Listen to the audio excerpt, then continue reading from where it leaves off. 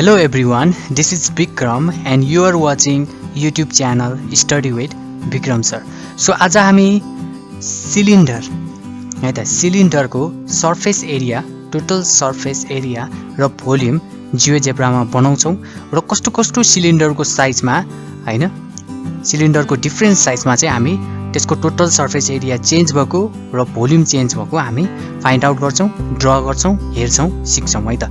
यो प्रोजेक्ट गर्दाखेरि हामीले यो जियोजेब्रामा यो सिलिन्डरको यो प्रोजेक्ट गर्ने बेलामा हामीले जियोजेब्राको थुप्रै अप्सन्सहरु चाहिँ हैन सिक्न पाउँछौं।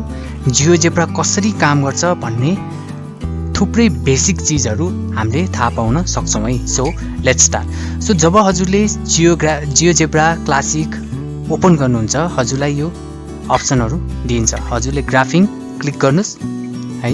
ग्राफिङ क्लिक गरेपछि एउटा यो स्क्रिनमा ग्राफिक सेक्सन प्रोवाइड गर्दछ। त्यसपछि हामीलाई 3D चाहिने हो भने हामी यहाँ अप्सनमा जानुपर्ने हुन्छ। यहाँ अप्सनमा यो तीनटा डट क्लिक गर्यो भने हामीलाई 3D ग्राफिक्स पनि हामीले हाम्रो स्क्रिनमा शेयर गर्न सक्छौं। सो 3D ग्राफिक्स सेक्सन यो पार्ट 3D ग्राफिक्स सेक्सन हो। ओके, हाम्रो 3D ग्राफिक पार्ट आइसक्यो। ग्राफिङ पार्ट यो बिचको भइहाल्यो र यो अल्जेब्रिक पार्ट भयो, यता अल्जेब्राको पार्ट भयो। सो फर्स्ट अफ अल म ग्राफिङ पार्टमा एकचोटि क्लिक गर्छु। एकचोटि क्लिक गरेपछि हजुरले यहाँ अप्सन चेन्ज भएको, यतातिरको अप्सन चेन्ज भएको हजुरले नोटिस गर्नुभयो भन्ने मलाई लाग्छ। अब म एबीसी क्लिक गरेर यो स्लाइडर अप्सन क्लिक गर्छु है त। स्लाइडर अप्सन मैले क्लिक गरे र म यतातिर जहाँ भयो भने क्लिक गर्छु। म यता टपतिर क्लिक गर्दछु र यो म यता आर लेख्छु किनकि मलाई एउटा रेडियस चाहिन्छ, त्यसैले मैले आर लेखेँ। अनि मैले यो 1 = 1 मैले मेटेँ किनकि = 1 भयो भने हजुरको इन्क्रिमेन्ट 1 भएर जान्छ है त। सो मैले मिनिमममा 0 राखेँ र म्याक्सिमममा चाहिँ 5 नै राखेँ है त। इन्क्रिमेन्ट चाहिँ हाम्रो 0.1 है त, सेन्टिमिटर मिटर जुन कन्सिडर गर्दा पनि हुन्छ है, metre centimetre kilometre. So we will consider metre है त। जस्ट मिटरमै कन्सिडर गरौँ 0.1 भनेर। एउटा युनिटको रूपमा भए पनि हामी कन्सिडर गर्न सक्छौं। यो जस्ट एउटा रेफरेन्स मात्र हो, के हैन, हजुरको चोइस हो है त। अब यो हेर्नुस् त यो स्लाइडरमा चाहिँ हजुरको मैले यो स्लाइडर अलिकति इन्क्रिज गरे भने 0.5 0.6 0.7 जस्ट 0.1 ले इन्क्रिमेन्ट अलिकति बढ्दै जान्छ है त। 5 सम्म हुन्छ यसको रेन्ज है।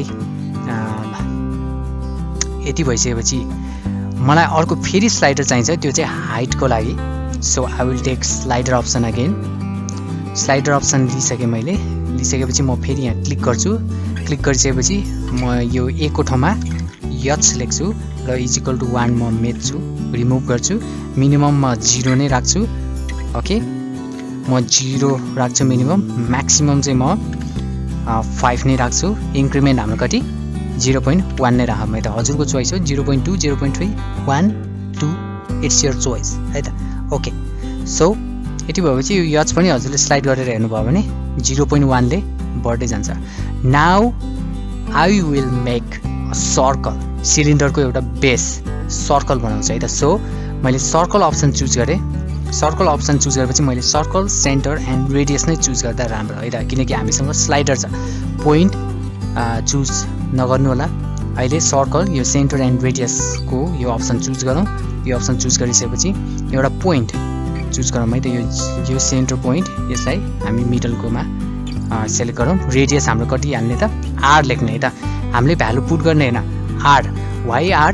किनकि स्लाइडरको हामीले नेम आर गरेको छ। त्यो स्लाइडरको चेन्ज भए अनुसारको हाम्रो सर्कलको रेडियस पनि चेन्ज हुँदै जानुपर्छ, त्यसैले रेडियसमा आर नै लेख्ने। हजुरले यहाँ स्लाइडरमा हजुरले अर्कै अल्फाबेट लेख्नु भएको छ भने त्यही लेख्नुपर्छ है त। जस्तै के लेख्नु भएको छ भने के नै लेख्ने है त। त्यसरी मैले आर लेखेको छु रेडियसको लागि, त्यसैले मैले रेडियसको आर नै लेखेँ। ओके थिचिदिने, एउटा रेडियस दिन्छ।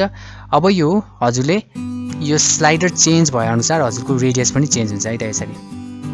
ओके, हजुरको आर को भ्यालु जति यो स्लाइडरमा चेन्ज हुँदै जान्छ हजुरको सर्कलको रेडियस पनि त्यसरी नै चेन्ज हुँदै जान्छ। ओके, सो यति भइसकेपछि अब हामीलाई सिलिन्डर चाहियो। Okay, cylinder, we need cylinder. So अब चाहिँ हामीलाई 3D ग्राफिक्स जानुपर्ने हुन्छ। हामीले जेसुकै अहिले भर्खरका कामहरू गर्यौं ती सबै ग्राफिङमा 2D मा हैन गर्यौं। अब हामीले सिलिन्डर भनेपछि अब हामी 3D मा जानु पर्यो। त्यसैले हामी 3D यो एरियामा यो सेक्सनमा हामी क्लिक गर्नु पर्यो। क्लिक गरेपछि यहाँ अप्सनहरु चेन्ज हुन्छ। ओके नाउ अब हामीलाई के चाहिन्छ त सिलिन्डर चाहिन्छ। त्यसैले हामी यो अप्सन है त यहाँ पिरामिड जस्तो अप्सन छ त्यहाँ जाने अनि यो extrude to prism okay extrude to prism भन्ने अप्सन क्लिक गर्ने है। क्लिक गरेपछि हामी यो सर्कल जुन छ हैन यो सर्कललाई क्लिक गर्ने। ओके त्यो सर्कललाई डबल क्लिक गर्न साथै एल्टिट्युडमा हामी के हाल्ने भनेर सोच्छ। एल्टिट्युडमा हामीले अघि स्लाइडर दुईटा राखेको थियौं एउटा आर अनि एउटा एच। सो एल्टिट्युडमा हामी एच राख्छौं है त एच अनि ओके गर्ने है त ओके। अब यो एल्टिट्युड एच भनेको कुन हो त यो स्लाइडरको यो एच यो स्लाइडरको है। ओके यो चाहिँ यसको चाहिँ हो। यसरी चाहिँ बुझ्नु पर्यो। हेर्नुस् त मैले स्लाइडर चेन्ज गर्दै जाँदाखेरि रेस्पेक्टिभ सिलिन्डरको हाइट पनि चेन्ज हुँदैछ। Okay that's why I am doing this. So त्यसैगरी म रेडियस पनि चेन्ज गर्दै जान्छु। रेडियसको चेन्ज गर्दै गयो भने आरको त्यो स्लाइडर चेन्ज गर्दै गयो भने त्यसरी नै मलाई रेस्पेक्टिभ सिलिन्डरको साइज चेन्ज गरेर जियोजेब्राले प्रोभाइड गर्छ। So this is the thing. Okay so now let's find surface area and volume of that cylinder that we have made in this 3D graphic. Okay हामीले यो 3D ग्राफिकमा जुन cylinder बनायौं त्यसको हामी respective surface area र volume find out गरौँ। त्यसले हामी यो अल्जेब्रामा यो इनपुट भन्ने यहाँ छ है। पहिला त हामीले अल्जेब्रालाई एउटा इनपुट कमान्ड दिनुपर्ने हुन्छ। अब हामी यो इनपुटमा चाहिँ फर्मुला राखौँ है त। सो पहिला सुरुमा हामी सरफेस एरिया फाइन्ड आउट गरौँ है त। सरफेस एरियाको फर्मुला के हो त म यसले रिप्रेजेन्ट गर्छु सरफेस एरियालाई हैन। हजुरले जुन पनि अल्फाबेटले रिप्रेजेन्ट गर्न सक्नुहुन्छ है capital small. So I will represent surface area with यस है त। So is equal to surface एरियाको फर्मुला के हो।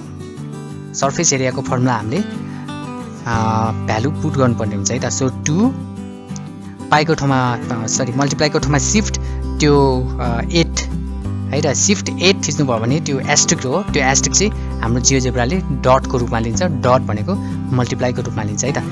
2 मल्टिप्लाई पीआई पाई है। फेरि शिफ्ट 8 क्लिक गर्नुस् त्यो भनेको शिफ्ट 8 भनेको एस्ट्रिक हो एक्चुअली अनि जियोजेब्राले चाहिँ त्यसलाई डटको रूपमा लिन्छ। फेरि भन्छु है शिफ्ट की प्रेस गर्ने हजुरले अनि 8 ओके 8 क्लिक गर्ने है त। सो 2 पाई आर क्लिक गर्ने। आर गरेपछि हजुरले शिफ्ट 6 है त शिफ्ट 6 थिच्नु। शिफ्ट 6 भनेको एउटा पावरको लागि एउटा त्यो पावरको एउटा अप्सन हो। त्यसपछि 2 थिच्नु भयो भने त्यो स्क्वायर भएर जान्छ। 3 थिच्नु भयो भने क्युब भएर जान्छ। 4 थिच्नु भयो भने टु द पावर 4 भएर जान्छ है त। शिफ्ट आर थिच्ने सुरुमा त्यसपछि शिफ्ट 6 थिच्ने त्यसपछि अनि आफ्नो रेस्पेक्टिभ कुन पावर हो त्यो क्लिक गर्ने है त। सो अनि हामीले 2 पाई आर फेरि शिफ्ट एस्ट्रिक शिफ्ट 8 थिच्ने त्यसपछि 2 पाई आर स्क्वायर भयो। 2 पाई आर स्क्वायर किन त दुईटा सर्कल छ एउटा माथि छ एउटा तल छ सिलिन्डरमा हैन। त्यसको एरिया हो। ओके त्यो माथिको र तलको सर्कलको एरिया हो। त्यसैले 2 पाई आर स्क्वायर सर्कलको एरिया पाई आर स्क्वायर हो। दुईटा सर्कल छ एउटा माथि र एउटा तल छ सिलिन्डरमा त्यसैले 2 पाई आर स्क्वायर है त। अनि प्लस अब हाम्रो ल्याटरल सर्फेस अफ सिलिन्डर कति हो त 2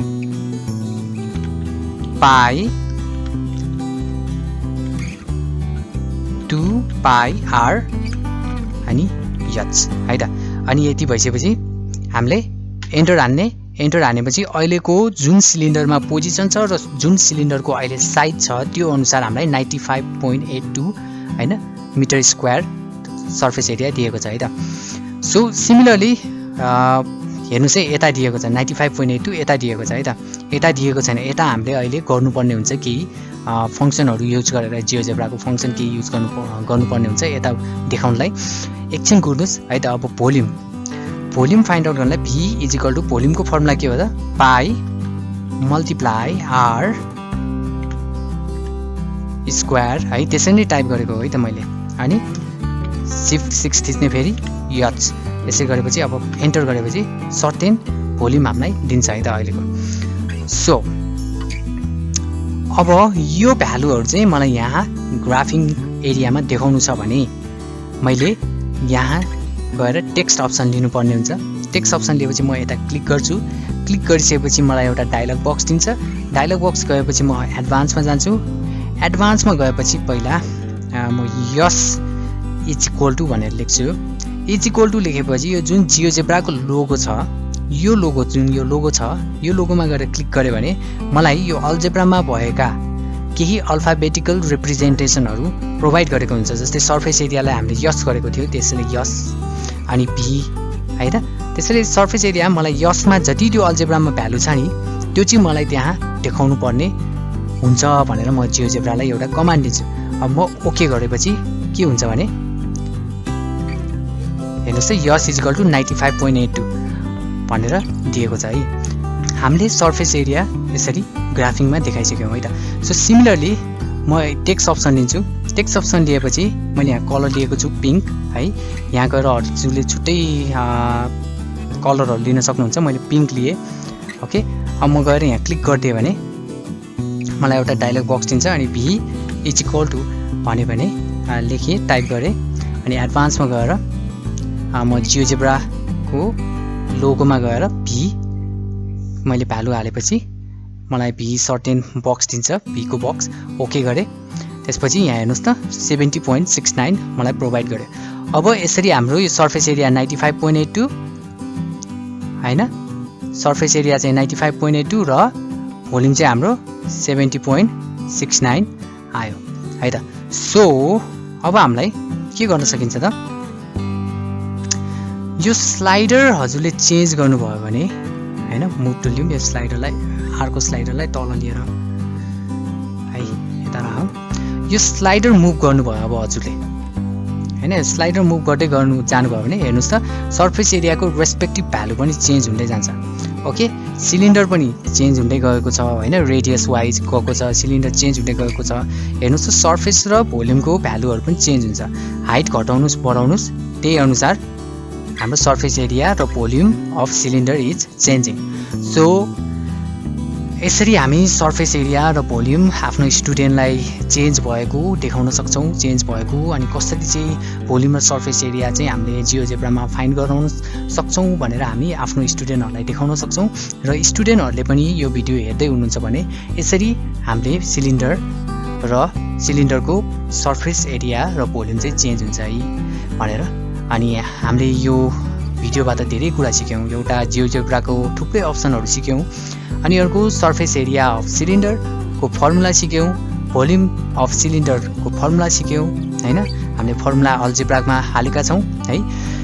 हजुरहरुलाई यो भिडियो कस्तो लाग्यो, हजुरहरुको फिडब्याक निकै नै महत्त्वपूर्ण छ र हजुरहरुको फिडब्याक अनुसार नै हामी हाम्रो भिडियोमा परिवर्तन ल्याउने प्रयास गर्छौं।